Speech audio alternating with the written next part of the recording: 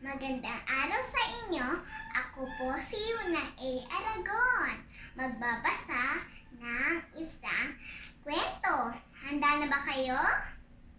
Magaling! Araw sa palengke. Kwento ni Tobias Papa. Guhit ni Isabel Rojas.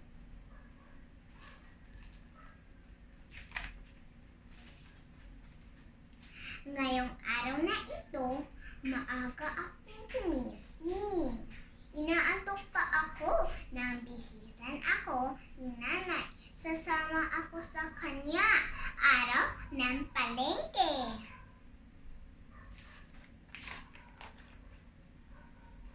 Makinig ka ng mabuti. Ang sabi ni nanay, humawak ka sa akin ng mahigpit, ha?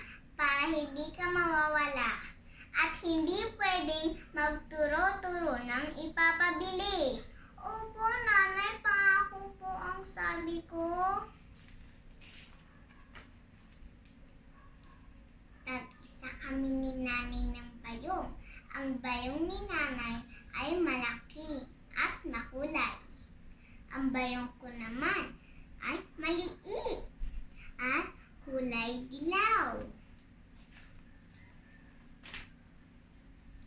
Mainis sa palengke, nagsisigawan ang mga tao, pero hindi gali, masaya. Parang ang lahat ay magkakakilala. Suki, suki, suki! Bili ka sa akin! Suki, suki!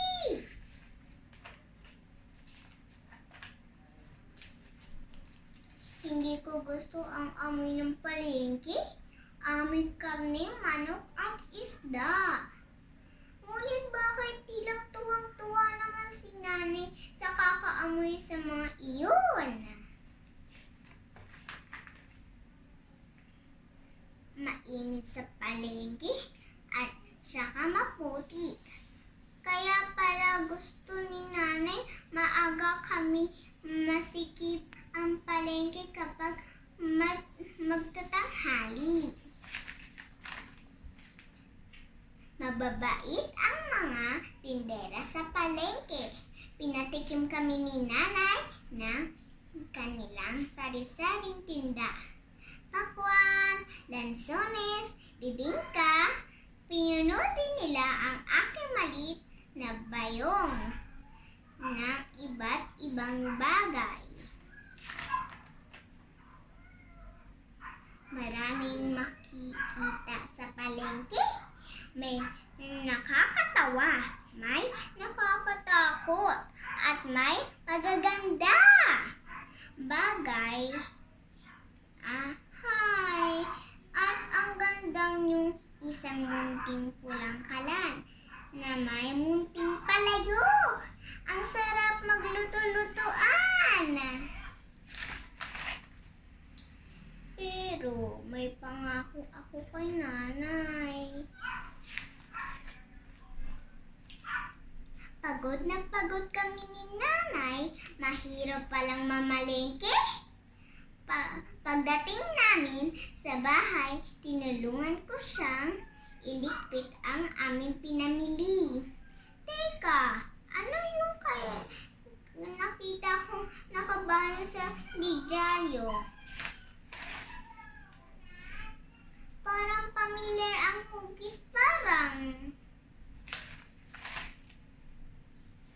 isang munting kalon na may munting palayok. Salamat, nanay. Thanks, nanay.